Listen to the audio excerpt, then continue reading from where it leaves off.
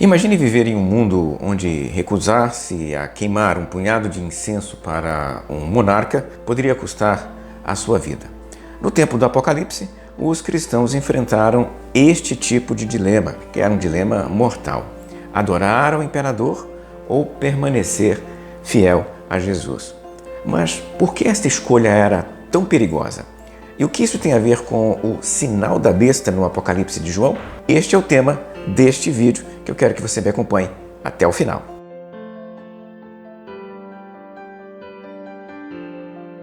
O culto imperial no Império Romano era uma prática que misturava religião e política, onde o imperador era venerado como uma figura divina ou quase divina. Esta veneração ajudava a reforçar a autoridade dele e garantir a lealdade das províncias, criando um sentimento de unidade dentro do Império Romano tão grande. Esta prática começou principalmente nas províncias orientais, onde o imperador era visto como a representação do poder de Roma e da ordem estabelecida.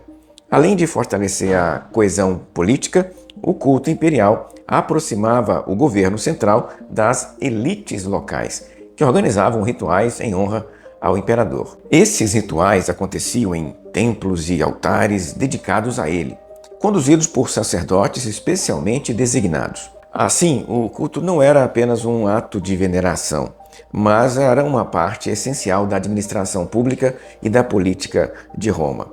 O culto imperial tinha múltiplas funções. Politicamente, ele reforçava a autoridade do imperador sobre todo o império. Socialmente, ajudava a integrar as diversas populações sob o domínio romano, promovendo uma espécie de identidade romana em comum. Em algumas regiões, o culto era adaptado às tradições locais, fazendo com que o imperador fosse visto como uma divindade ou uma figura intermediária entre as pessoas e a figura dos deuses. Esta estratégia facilitava a aceitação do domínio romano sobre aquelas cidades e aquelas regiões. Na Ásia Menor, o espaço do Apocalipse, essa prática era particularmente importante. Além de garantir a fidelidade das províncias ali da Ásia, o culto imperial funcionava como um canal de comunicação com a capital, com Roma. Os templos e imagens do imperador espalhados pelas cidades da Ásia transmitiam uma ideia de proximidade com o poder imperial. Ter um templo dedicado ao imperador era uma honra para aquela cidade, sinalizando que ela tinha prestígio e era leal ao imperador. Por outro lado, para Roma, o culto era uma ferramenta eficaz para manter a estabilidade política.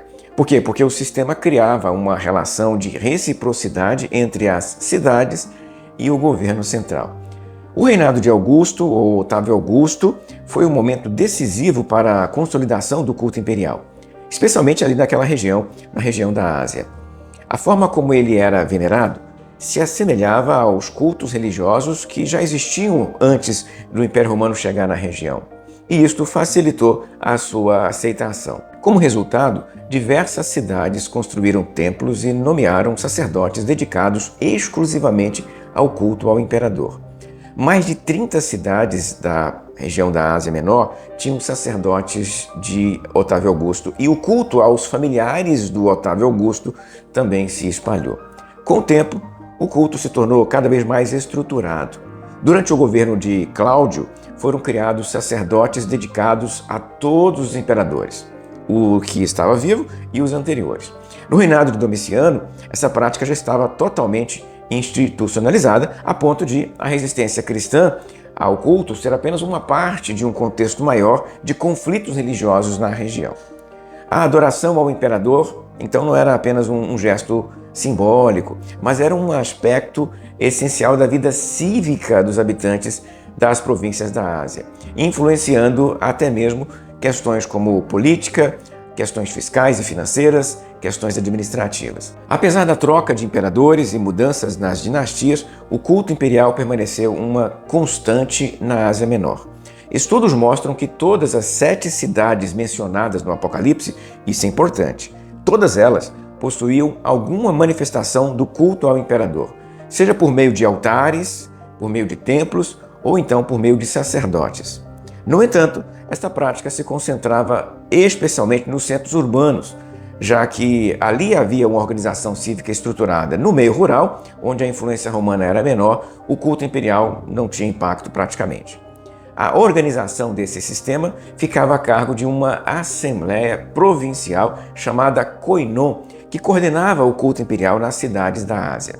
No ano 29 a.C., ou seja, nos tempos de Otávio Augusto, essa assembleia obteve autorização do próprio Augusto para construir um templo em Pérgamo, dedicado especialmente ao imperador e ao Império Romano. O líder da Koinon, chamado Arquireus ou Assiarques, era responsável por manter a comunicação entre as cidades e o imperador, além de administrar os festivais religiosos.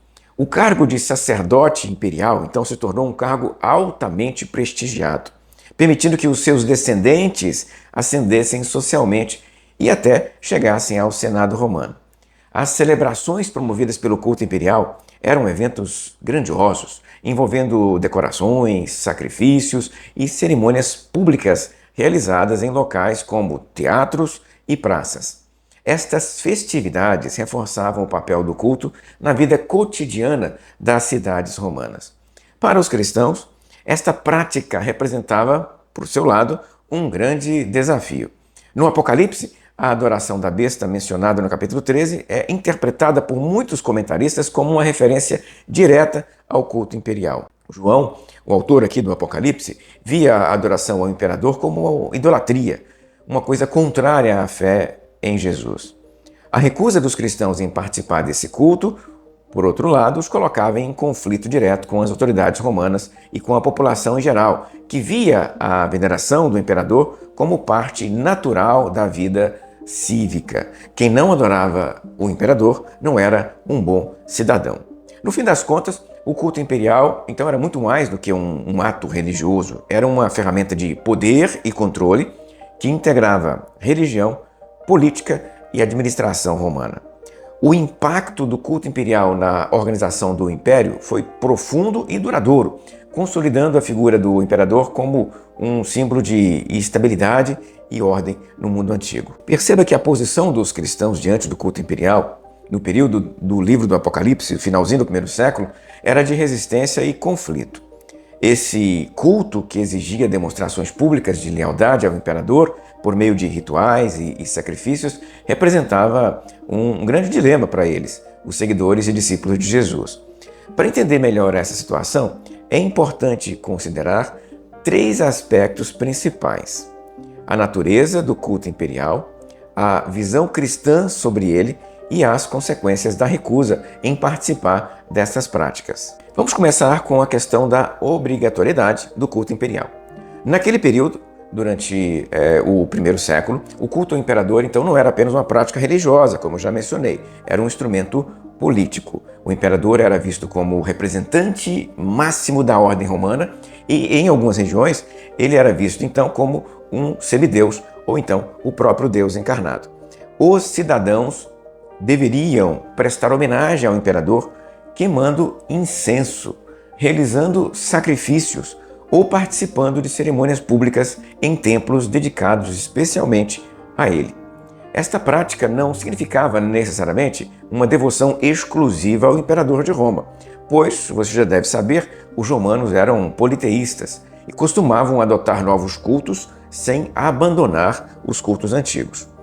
Embora os judeus tivessem uma exceção especial que os isentava de participar do culto imperial e destes ritos dedicados ao imperador, desde que orassem uma vez por ano a Deus pelo imperador, os cristãos, que não eram vistos mais no final do primeiro século como exatamente judeus, perderam esse privilégio e, consequentemente, isso os colocou em uma posição delicada, pois se recusar a participar do culto imperial era interpretado pelo mundo romano como um ato de traição ao império. Então, como os cristãos viam o culto, para eles a adoração era exclusiva a Deus, e nesse caso isto era inegociável. No Antigo Testamento, o primeiro mandamento já estabelecia que somente Deus deveria ser adorado. E esta convicção foi mantida no movimento de Jesus, nos discípulos de Jesus. A veneração ao imperador, portanto, era vista por eles como idolatria. Mais do que um problema teológico, uma discussão de alguns líderes, era uma questão de lealdade. Para os crentes em Jesus, o único verdadeiro Senhor era o próprio Jesus e não o imperador. O livro do Apocalipse reflete esta rejeição ao culto imperial de uma maneira simbólica. Mencionei e volto a mencionar para você que no capítulo 13, João descreve uma besta que exige a adoração e coloca um sinal sobre aqueles que se submetem a ela. Muitos comentaristas, então, interpretam essa besta como uma referência ao Império Romano e ao culto imperial. E o sinal da besta era, então, a aceitação deste sistema religioso e da participação no culto imperial. Em contraste, os crentes fiéis, são descritos aqui como aqueles que seguem o Cordeiro e se recusam a prestar culto ao imperador, mesmo diante de perseguições. Além disso, João faz referência à cidade de Roma como Babilônia, um símbolo do poder opressor que se levanta contra o povo de Deus. No Apocalipse, então, nós temos uma visão crítica do império, mostrando que aqueles que participam do culto imperial estão se aliando com um sistema corrompido e hostil à fé. A recusa deles em adorar o imperador teve consequências graves. Em um mundo onde religião e política estavam entrelaçados, a lealdade ao império era demonstrada por meio da participação nestes ritos públicos. Negar-se a oferecer incenso ao imperador era visto como um ato de rebeldia, não apenas uma questão de escolha religiosa ou de consciência. Diferentemente dos judeus, que já eram conhecidos por sua recusa em cultuar outros deuses e tinham conquistado certo grau de tolerância, os cristãos não possuíam esta proteção.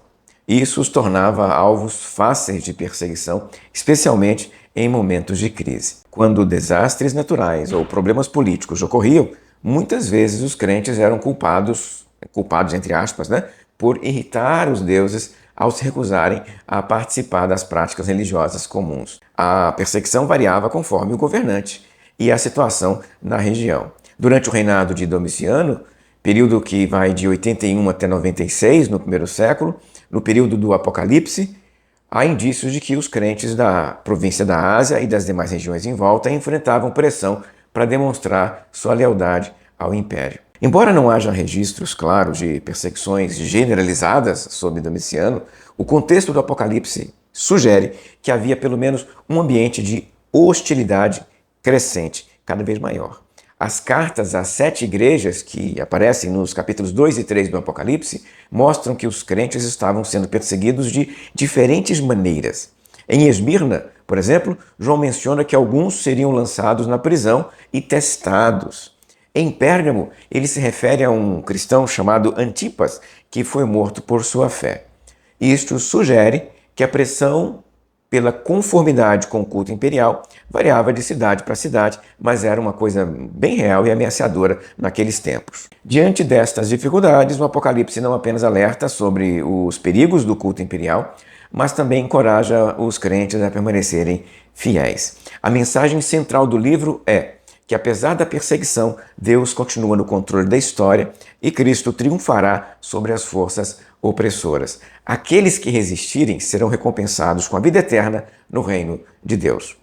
Para os cristãos do século I, esta esperança escatológica era essencial para enfrentar as dificuldades diárias. Enquanto o culto imperial, o culto da besta, oferecia estabilidade e benefícios materiais para aqueles que se submetessem, João reforça que os verdadeiros seguidores de Jesus devem estar dispostos a sofrer por sua fé, confiando na promessa de redenção final. Se você gostou desse vídeo, dê o seu like, se inscreva em nosso canal e compartilhe com seus amigos o nosso conteúdo. Não deixe de conferir também os livros e os cursos que tenho para você. Os links estão na descrição deste vídeo. Até a próxima, se Deus quiser.